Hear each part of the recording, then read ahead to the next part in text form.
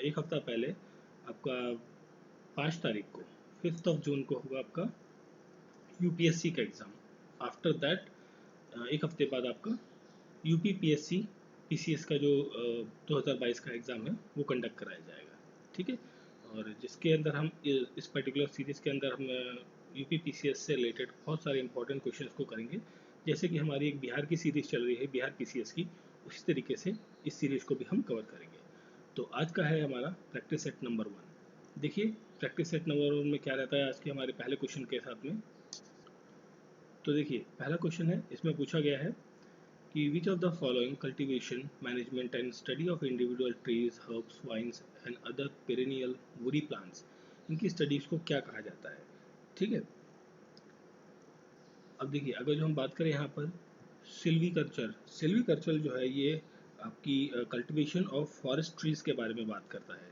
ठीक है, cultivation of not cultivation cultivating of the forest trees, जो जंगल में पेड़ लगाए जाते हैं जंगली पेड़, उनके बारे में ये बात करता है, उस कल्चर के बाद में उसकी स्टडीज़ के बारे में। फिर नेक्स्ट है आपका ओलरी कल्चर।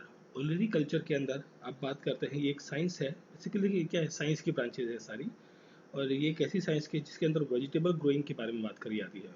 वेजिटेबल ग्रोइंग के बारे में, vegetable growing dealing and culture of the non woody plants, मतलब नॉन वुडी प्लांट्स जैसे आज की डेट में हर्ब्स वगैरह होते हैं जो आप आजकल जो घास के खाते हैं, घास की, जैसे जो आपका ग्रीन वेजिटेबल्स है, पालक, मेथी, ये सब चीज़ें जो है इसके अंदर वुड नहीं होती, लकड़ी नहीं होती है।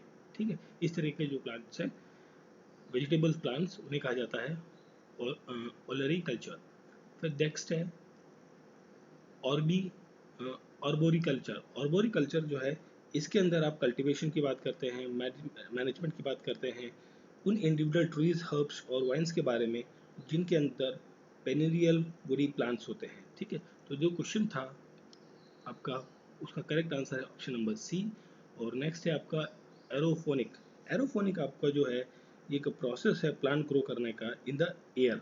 ठीक है, एयर में प्लांट ग्रो करने का एक प्रोसेस है, मतलब हवा में प्लांट आपको ग्रो करना है, ज़मीन में नहीं, मतलब मॉइस्चर आप एयर में प्लांट्स को ग्रो कर रहे हैं, ज़मीन के टच में नहीं कर रहे हैं। ठीक है, विदाउट सॉइल जो है आपको प्लांट ग्रो करते हैं, उस तरीके के जो मेथड होता है उसे कहते हैं एरोकल्चर। ठीक है, aero sorry not aeroculture, aeroponic, aeroponic. ठीक है, एयर में प्लांट्स का ग्रोथ। ठीक है, without the soil, without soil. ठीक है, तो क्वेश्चन का correct answer option number C. तो देखिए नेक्स्ट क्वेश्चन में पूछा गया कि नेचुरल इनलैंड वेटलैंड क्या होता है। देखिए वेटलैंड जो है एक तो हो गए दो तरीके के। देखिए वेटलैंड की अगर जो हम बात करें यहाँ पर वेटलैंड, ठीक है, ये दो टाइप के हो गए।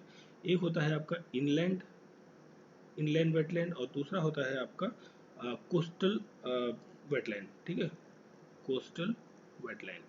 तो जो इनलैंड वेटलैंड होता है इसके अंदर दो टाइप, इसके अंदर भी दो डिवीजन देखने को मिलती है। एक होती है आपकी नेचुरल और दूसरी होती है मैन मेड या आर्टिफिशियल।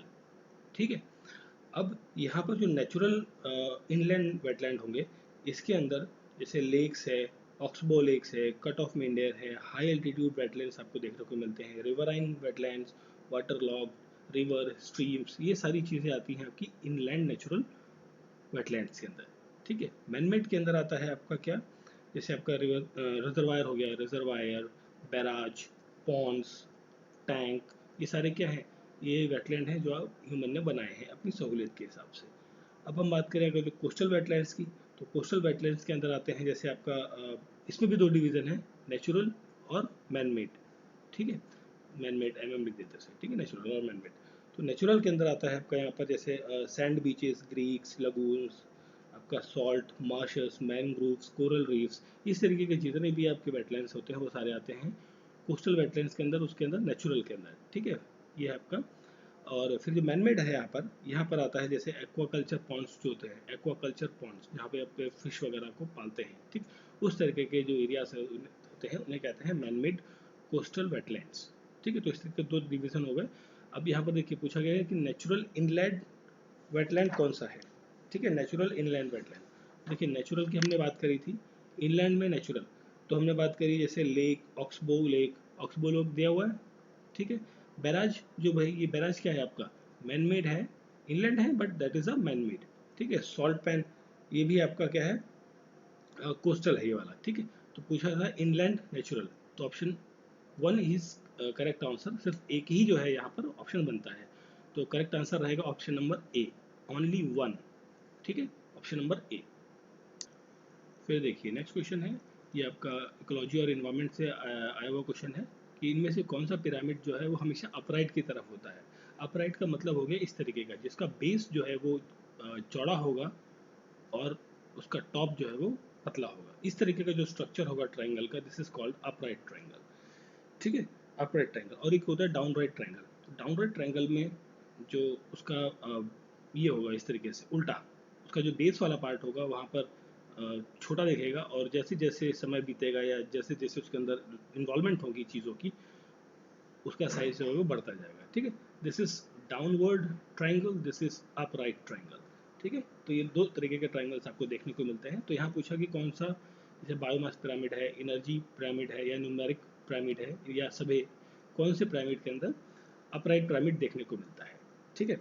अगर जो हम बात करें यहाँ पर तो बायोमास पिरामिड की, तो जो बायोमास पिरामिड है ये एक्चुअली यूज़ किया जाता है किसको डेमोस्ट्रेट करने के लिए, इसके अंदर डेमोस्ट्रेट किया जाता है आपका स्टडी स्टडी द इसके अंदर स्टडी की जाती है बेसिकली ग्रॉस वेट, जो ग्रॉस वेट होता है इसका, gross weight of all organisms, organism जितने भी ऑर्गेनिजम्स हैं जो स्टोर्ड हैं, कहाँ पर स्टोर्ड इन न्यूट्रिशन लेवल, जो जितना भी न्यूट्रिशन लेवल है उन सभी जगह पर जितने भी ऑर्गेनिजम्स हैं उनके वेट को लिया जाता है, ठीक है, फूड चेन के अंदर, फूड चेन के अंदर और फूड नेटवर्क पूरा जो इकोसिस्टम है उसके अंदर, ठीक है। और इसका जो बायोमास का यूनिट होता है, बेसिकली जो बायोमास का यूनिट होता है वो होता है ग्राम पर metre square, sometimes it may be asked कि बायोमास का यूनिट क्या होता है, ग्राम पर मीटर स्क्वायर होता है। तो ग्रॉस वेट आपको लिया जाता है, और इसके अंदर जो पिरामिड बनता है बायोमास पिरामिड, तो वो आपका अपराइट भी हो सकता है और डाउन अपराइट भी हो सकता है और डाउनवर्ड भी हो सकता है, डाउनवर्ड डायरेक्शन मतलब ऐसा भी हो सकता है और ऐसा भी हो सकता है, ये बोथ कंडीशंस फॉलो करता है, ठीक है। तो इसमें पूछा कि ओनली अपराइट की बात कर रहा है, तो ये ऑप्शन तो होगा नहीं आपका। फिर सेकंड है आपका एनर्जी पिरामिड, तो एनर्जी पिरामिड जो है ये बेसिकली इसके अंदर बात की जाती है, ग्राफिकल रिप्रेजेंटेशन दिया जाता है बहुत सारे वेरियस ऑर्गेनिजम्स के बारे में। एनर्जी फ्लो जो है, एनर्जी फ्लो जो होता है इसके अंदर, ये बेस्ड होता है जो एक लॉ है आपका, law of thermodynamics, law of thermodynamics, law of thermodynamics को ये एनर्जी फॉलो करता है, ठीक है। अब इसके अंदर जो एनर्जी होती है, एनर्जी वो ट्रांसफ़र होती है एक न्यूट्रिशन लेवल से, one nutrition level to second nutrition level या फिर अनदर न्यूट्रिशन लेवल तक वो जाती है चीज़, ठीक है। और जब ये जाती है तब क्या होता है कि जितनी एनर्जी एक के पास थी, मतलब एक व्यक्ति के पास एनर्जी जितनी थी, फिर अगले के पास जब वो एनर्जी जाएगी, तो जब अगले के पास एनर्जी जाएगी तो उसका कुछ लॉस हो जाएगा। मतलब इसके मान लीजिए एक नंबर व्यक्ति के पास 100 यूनिट ऑफ एनर्जी थी, फॉर एन एग्जांपल यूनिट्स के हम टर्म में ले रहे हैं, 100 एनर्जी थी, जब ये सेकंड के पास गई तो इसके पास 90 बची।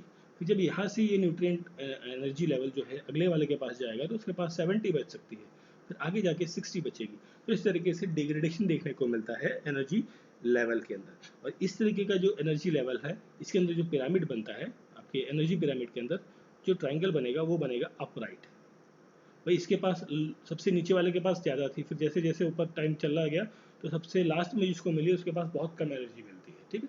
तो इस तरीके का पिरामिड शो करता है। तो क्वेश्चन के अंदर पूछा गया था upright triangle, this is upright triangle, तो option B is the correct answer, ठीक है, ऑप्शन बी जो है करेक्ट आंसर रहेगा, ठीक है। अगर जो हम यहाँ पर बात करें न्यूमेरिक पिरामिड की, तो न्यूमेरिक पिरामिड या फिर नंबर पिरामिड होता है इसे, ठीक है।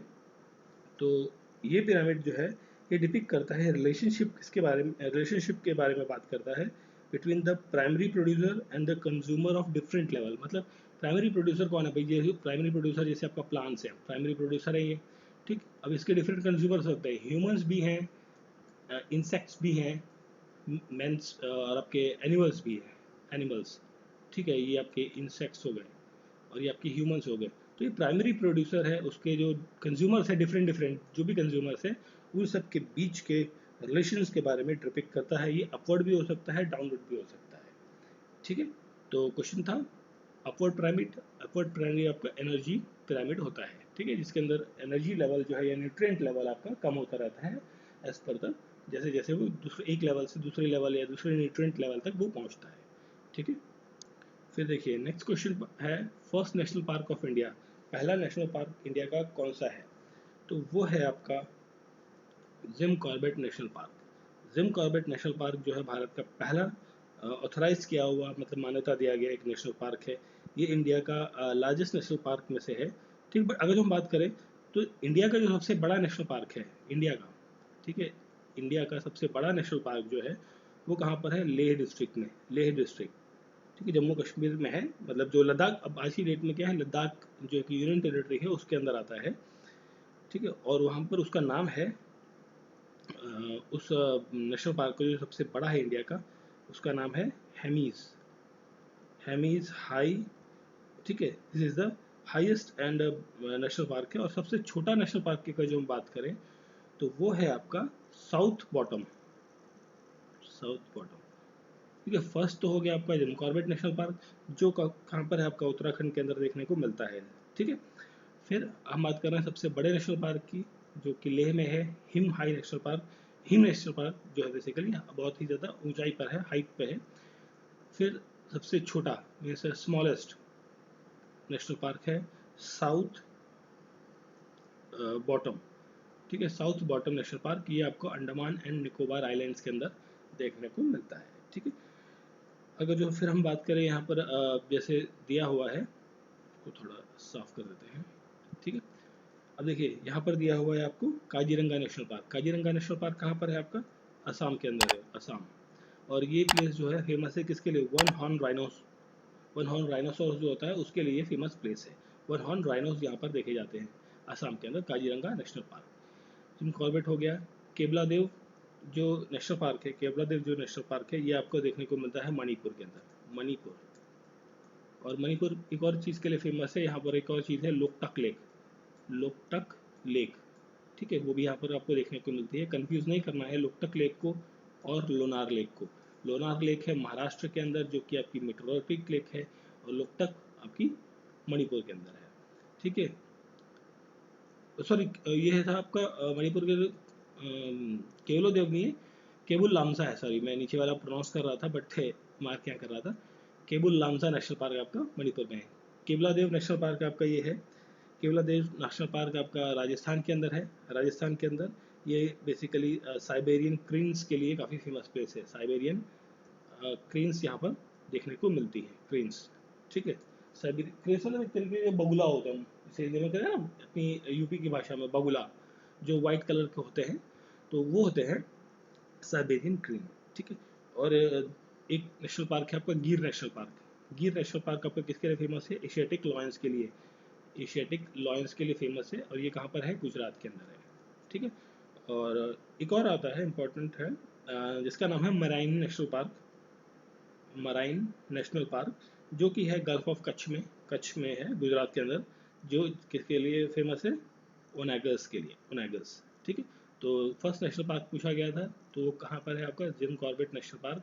ये है आपके उत्तराखंड के नैनीताल डिस्ट्रिक्ट जो है, नैनीताल डिस्ट्रिक्ट, वहाँ पर आपको देखने को मिलता है।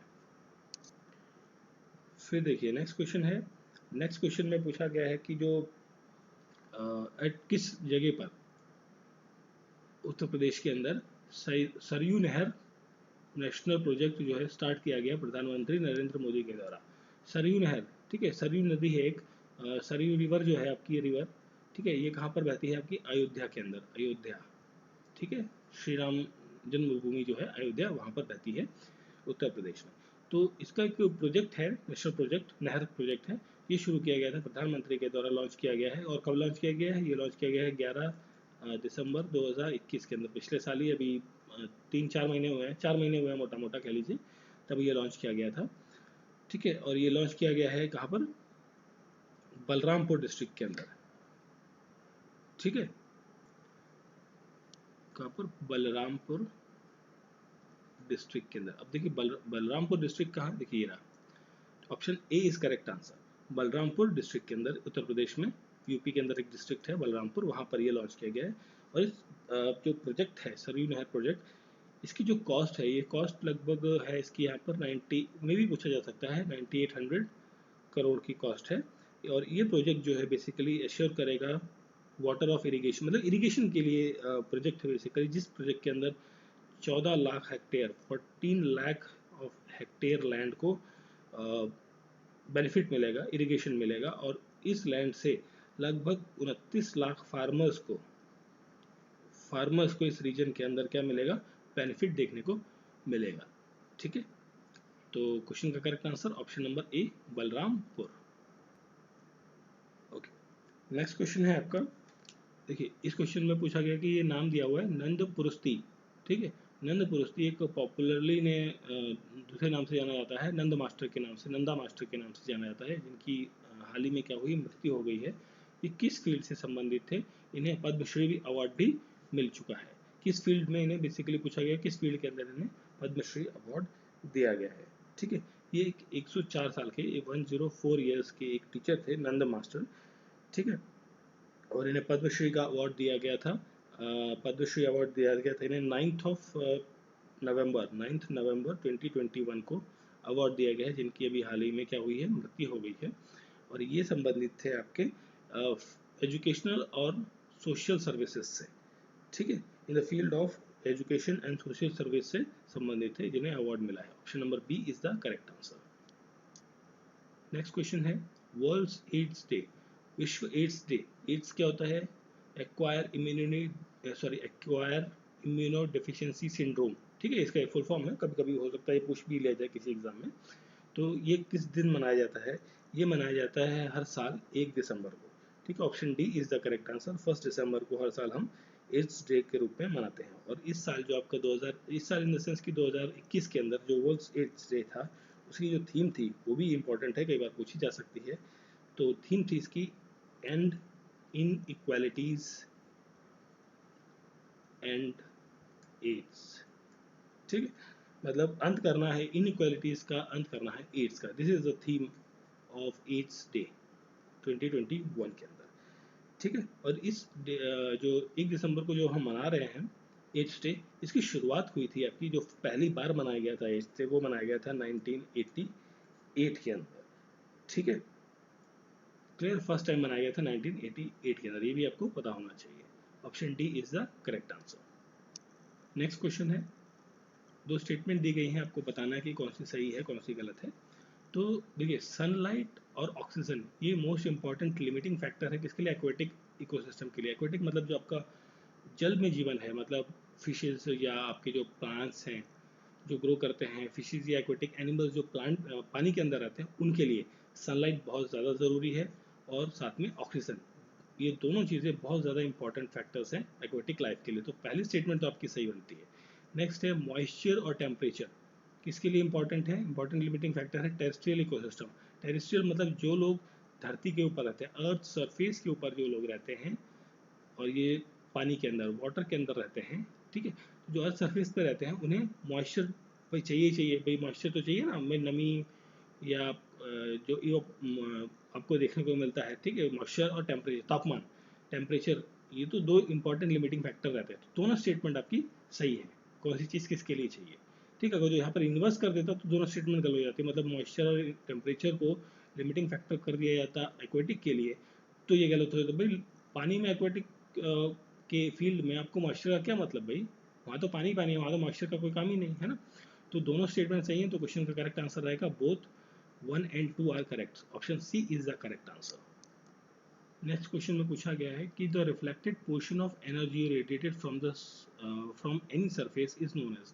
देखिए अभी क्या हुआ, ये आपका अर्थ का सरफेस है, ये समझ लीजिए आपका थोड़ा सा टेढ़ा मेढ़ा हो गया, इसको सही कर लेते हैं।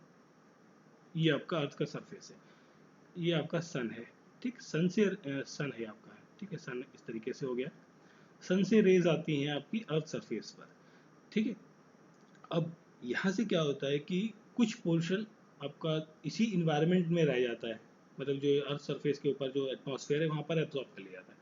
कुछ पार्ट जो है यहाँ से रिफ्लेक्ट बैक हो जाता है। ठीक है, अब जितना रिफ्लेक्टेड पोर्शन होता है एनर्जी का, ठीक, देखिए इसमें पूछा गया कि reflected portion of energy radiated from any surface. अब देखिए यहाँ पर जो आपकी लाइट आई, हीट आई, तो यहाँ पर क्या हुई, एब्जॉर्ब हुई। तो इस जो या सिंपली आप दूसरे एग्जांपल से इसको इसी चलिए दूसरे एग्जांपल से हम बात करते हैं, हम थोड़ा सा और कन्वीनियंट कर लेते हैं इसको, इसको ना लेकर आपका कोई सरफेस है जो हीटेड है, गर्म है। अब उस गर्म वाले जो सरफेस से यहाँ से जो एनर्जी ट्रांसफर होगी in the form of radiation, मतलब रेडिएशन मतलब जैसे कोई लोहा है, लोहा गर्म हो गया तो उसके आसपास का जो एनवायरनमेंट है वो क्या हो जाता है, हीट अप हो जाता है, उसकी एनर्जी जो है वो एनवायरनमेंट में ट्रांसफर होने लगती है, ठीक है। In the form of radiation जो एनर्जी जो है वो एक दूसरे से रिफ्लेक्ट होकर ट्रांसफर होती है। तो इस तरीके की चीज़ जो होती है उसे क्या कहते हैं, इसे कहा जाता है albedo. Option C is the correct answer, albedo.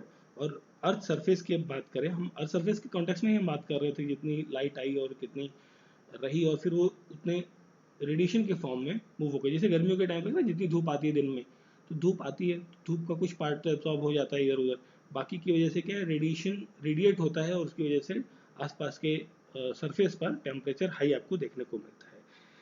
अब इस तरीके से अगर जो हम बात करें एवरेज एल्बेडो, अर्थ सरफेस के अंदर जो एवरेज होता है वो देखने को मिलता है 24 to 34% के आसपास। मतलब इतनी एनर्जी रेडिएशन के फॉर्म में हमें मिलती है, ठीक है, रिफ्लेक्टेड फॉर्म में बेसिकली इतनी एनर्जी हमें देखने को मिलती है, ठीक है। अब देखिए एक टर्म यहाँ पे दिया हुआ है टेरेस्ट्रियल रेडिएशन, सॉरी यहाँ पे ये ना टेरेस्ट्रियल रेडिएशन। तो टेरेस्ट्रियल रेडिएशन क्या होता है, तो देखिए टेरेस्ट्रियल रेडिएशन में क्या होता है कि जब सोलर रेडिएशन रिसीव की जाती हैं किसके द्वारा, अर्थ के द्वारा, सोलर रेडिएशन जो है वो अर्थ के द्वारा रिसीव की जाती हैं और उसमें से कुछ जो शॉर्ट वेव्स की आपकी रेज होती हैं वो क्या करती हैं, अर्थ को हीट कर देती हैं, अर्थ सरफेस को क्या करती है, हीट कर देती हैं। जब एक बार ग्राउंड सरफेस आपका हीट हो जाएगा तो हीट होने के बाद क्या होता है कि जो अर्थ है वो रेडिएट करता है एनर्जीज को लॉन्ग वेव्स में, ठीक है। इसको थोड़ा सा फ्लो डायग्राम में थोड़ा समझ लेते हैं टेरेस्ट्रियल रेडिएशन को, तो थोड़ा और इजी हो जाएगा हमारे लिए। देखिए सन है, सन ने क्या करा, सोलर रेडिएशंस आपकी भेजी अर्थ पर, अर्थ पर जो रेडिएशंस आई ये आती हैं किस फॉर्म में, शॉर्ट वेव्स की, एस डब्ल्यू लिख दिया मैंने उसे, शॉर्ट वेव्स की फॉर्म में आती हैं। अब जो अर्थ वेव्स पर शॉर्ट वेव्स की फॉर्म में रेडिएशन आई उसकी वजह से अर्थ सरफेस क्या हो गया, अर्थ सरफेस हो गया गर्म, हीट हो गया। हीट होने की वजह से जब ग्राउंड आपका हीट हो जाता है तो अर्थ क्या करता है, रेडिएट करता है एनर्जी को, एनर्जी को रेडिएट करेगा इन द फॉर्म ऑफ आपका long wave, L W, long wave के फॉर्म में रेडिएट कर देता है, ठीक है। और इस प्रोसेस को कहते हैं टेरेस्ट्रियल रेडिएशन। समझ गए, थोड़ा सा टेढ़ा था बट आप ध्यान से सुनेंगे तो आपको समझ में आ जाएगा। अब यहाँ पर एक और चीज़ है इफेक्टिव रेडिएशन के बारे में। तो इफेक्टिव रेडिएशन क्या होता है, ये रेडिएशन फ्रॉम द होता है कि जो अर्थ से होता है जिसके अंदर स्पेशली देखिए अर्थ से जो देखिए हीट हो गई थी अर्थ, अर्थ से रेडिएशन निकली एनर्जी रेडिएशन फॉर्म में और उसके अंदर क्या देखने को मिली थी, आपको देखने को मिली थी लॉन्ग वेव्स। तो इस चीज़ को कहते हैं, सिर्फ पर्टिकुलर इस वाले पार्ट को इस पूरे फेनोमेना के अंदर कहा जाता है इफेक्टिव रेडिएशन। क्योंकि देखिए इफेक्टिव रेडिएशन क्या हुआ, यहीं पे हुआ ना, जब धरती आपकी गर्म हो गई उसने रेडिएशन के फॉर्म में, लॉन्ग वेव के फॉर्म में एनर्जी रिलीज करना चालू किया, तो वही तो बनेगी आपकी इफेक्टिव रेडिएशन, ठीक है। तो क्वेश्चन का करेक्ट आंसर था option number C, albedo. Next है क्वेश्चन पूछा गया है इसमें, मैच ऑफ द फॉलोइंग है, कौन सा करेक्टली मैच्ड नहीं है, कोप और सबमिट प्लेसेस। कोप की जो सबमिट प्लेसेस है, अब देखिए यहाँ पर, तो यहाँ पर देखिए कोप क्या होता है, कोप का मतलब होता है कॉन्फ्रेंस ऑफ पार्टीज, ठीक है, कॉन्फ्रेंस ऑफ पार्टीज कहा जाता है इसे कोप को, ठीक है। तो इनमें पूछा गया है कोप की जो मीटिंग्स हुई हैं, सबमिट हुई हैं प्लेसेस पे, डिफरेंट डिफरेंट प्लेसेस पे, तो कौन सा करेक्टली मैच्ड नहीं है, ठीक है। तो कोप 18 की जो मीटिंग हुई थी वो हुई थी आपकी दोहा के अंदर, ठीक है, बिल्कुल सही। और ये कब हुई थी आपकी, ये हुई थी 2012 में, ठीक है। आपको साल थोड़ा सा ध्यान रखना कि कब हुई थी, इफ इन केस क्रोनोलॉजी पे कहीं क्वेश्चन आ जाए तो आपको पता रहे। 2012 में हुई थी कोप की, कोप 18 की मीटिंग। फिर हम बात करें कोप 2019 की, तो ये हुई थी आपकी वर्षाओं में, ठीक है, ये हुई है 2013 में। कोप 20 आपकी हुई थी लीमा में 2014 के अंदर। कोप 21, देखिए अभी 21 है, 14 में हुई, उसके बाद एक कोप 21 की जो मीटिंग है ये आपको देखने को मिली थी कहाँ पर, ये देखने को मरकेच में नहीं, यह थी आपकी पेरिस के अंदर, पेरिस, ठीक है, फ्रांस की कैपिटल पेरिस के अंदर देखने को मिली थी। तो जो ये आपका डी ऑप्शन है ये करेक्टली मैच नहीं है, ठीक है। तो क्वेश्चन का करेक्ट आंसर हो गया ऑप्शन नंबर डी, पेरिस में हुई थी। और पेरिस में कब हुई थी? 2015 के अंदर, ठीक है। पुराने क्वेश्चन हैं बट इनको क्रोनोलॉजी में कई बार पूछ लिया जाता है, ठीक है। आपको पता होना चाहिए कि देखिए कुछ ऐसी इवेंट्स होती है ना जो जैसे G7 है, G20 की मीटिंग्स हैं, क्वाड की मीटिंग्स हैं, ये कब कब हुई है, कहाँ कहाँ हुई है, ये इंपॉर्टेंट चीज़ें हैं। इन पर मैच ऑफ द फॉलोइंग में या डायरेक्टली तो आजकल कम पूछा जाता है but match of the following में पूछा जा सकता है, ठीक है। तो क्वेश्चन का करेक्ट आंसर है option number D. Next question है ग्रीन क्लाइमेट फंड, GCF, ठीक है। ये इसकी जो स्थापना है वो कब हुई? तो इसकी स्थापना हुई थी आपकी किस कोप मीटिंग के अंदर, ठीक है। 14, 15, 16, 17 जो भी मीटिंग्स हैं किस कोप मीटिंग के अंदर ये हुई थी, ये पूछा गया है। तो इसके लिए जो मीटिंग हुई थी वो थी आपकी कोप 16 की जो मीटिंग है, option C is correct answer. COP 16 की मीटिंग आपकी कब हुई थी? 2010 के अंदर। तो उसके अंदर जो है ये अंडर कैनकुन कैनकुन एग्रीमेंट हुआ था, ठीक है। कैनकुन एग्रीमेंट के तहत जो है ये ग्रीन क्लाइमेट फंड जो है इसकी स्थापना की गई है, ठीक है। अब इसके अंदर क्या है कि इस पर्टिकुलर जो आपका GCF है इसके अंदर ये डेडिकेटेड है बेसिकली फाइनेंस करने के लिए उन व्हीकल के लिए जो डेवलपिंग कंट्रीज़ के अंदर बनाए जाएंगे, जो ग्लोबल क्लाइमेट को देखते हुए, मतलब एक होता है ना कि पेरिस एग्रीमेंट के तहत जैसे जो एक जैसे आपकी आज की डेट में हम बात करें इलेक्ट्रिकल व्हीकल्स, तो इस तरीके की चीज़ों को डेवलप करने के लिए ये फंड बनाया गया है, ठीक है। तो कोप 16 के अंदर ये फंड रेज किया गया था, एस्टेब्लिश किया गया था 2010 में। नेक्स्ट क्वेश्चन है ऑटिकोलॉजी। ऑटिकोलॉजी जो है ये डील करता है इकोलॉजी के बारे में ऑफ अ पर्टिकुलर स्पीसीज, किसी एक पर्टिकुलर स्पीसीज के बारे में। अगर जो किसी रेप्टाइल के बारे में हम बात कर रहे हैं या किसी एम्फीबियंस के बारे में बात कर रहे हैं तो उस पर्टिकुलर स्पीसीज के बारे में हम यहाँ पर डील करते हैं, उसे कहते हैं ऑटोकोलॉजी। Option A is the correct answer. और इकोलॉजी जो वर्ड दिया हुआ है यहाँ पर इकोलॉजी, इकोलॉजी बात करता है आपका पॉपुलेशन ऑफ इकोलॉजी के बारे में, मतलब एक दिस इज और दूसरे टर्म में हम बात करें तो पॉपुलेशन के बारे में, पॉपुलेशन ऑफ इकोलॉजी के अंदर हम बात करते हैं इसके ऑटोकोलॉजी के। Option A is the correct answer. Next question है आपका sorry, match of the following दिया हुआ है, आपके क्रॉप्स के बारे में दिया हुआ है। क्रॉप्स हैं शुगर केन, राइस, ग्राम, बीट और उनकी कुछ कुछ डिजीज के नाम दिए हुए हैं। तो कौन सी किसके साथ मैच करती है उसके बारे में हमें बताना है। तो देखिए जो राइस होती है आपकी, राइस के अंदर जो एक डिजीज देखने को मिलती है उसे कहते हैं ब्लास्ट। तो फर्स्ट ए का जो ऑप्शन है मैच जाएगा बी 2 के साथ में, A goes with 2, then BCD, इस तरीके से हम लिख लेते हैं यहाँ पे साइड में। शुगर केन की हम बात करें, देखिए अभी ये जो डिजीज है आपकी ब्लास्ट, इसके अंदर जो ब्राउन बोट टाइप के रैशेज आपको पत्तियों के ऊपर देखने को मिलते हैं, ठीक है। ब्राउन बोट टाइप के रैशेज आपको देखने को मिलते हैं राइस की जो पत्तियां होती है लीव्स के उसके ऊपर। फिर हम बात करें शुगर केन की, तो शुगर केन के अंदर जो एक डिजीज होता है जिसे कहते हैं रेड रॉट, ठीक है, वो देखने को मिलता है। लाल तरीके का एक धब्बे से एक गांठ सी आपको देखने को मिलती है यहाँ पे शुगर केन में। तो बी का हो गया 4। देन ग्राम, जो आपका चना होता है, चना के अंदर आपको देखने को मिलता है विल्ट डिजीज, विल्ट नाम की एक डिजीज होती है, वो चने के अंदर आपको देखने को मिलती है।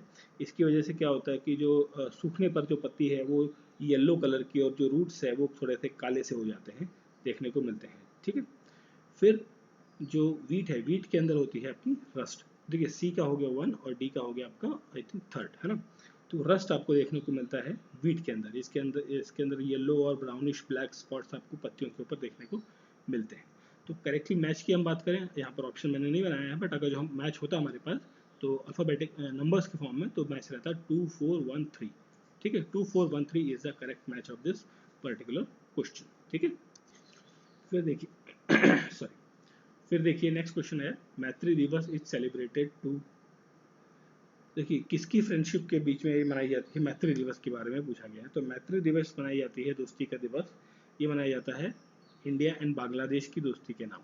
Option A is correct answer. देखिए मैत्री के नाम ट्रेन भी है, मैत्री एक्सप्रेस, ठीक है, मैत्री एक्सप्रेस, जो कि इंडिया से चलती है, इंडिया और बांग्लादेश इन दोनों देश के अंदर ये ट्रेन चलती है मैत्री एक्सप्रेस, ठीक है। इंडिया और बांग्लादेश की फ्रेंडशिप को मनाया जाता है मैत्री दिवस के रूप में, ठीक है। तो option A is correct answer. अगर जो हम बात करें बांग्लादेश की, तो बांग्लादेश की जो स्थापना हुई थी, इस्टेब्लिशमेंट हुई थी, देखिए बांग्लादेश जो था इसे पहले कहा जाता था ईस्ट पाकिस्तान।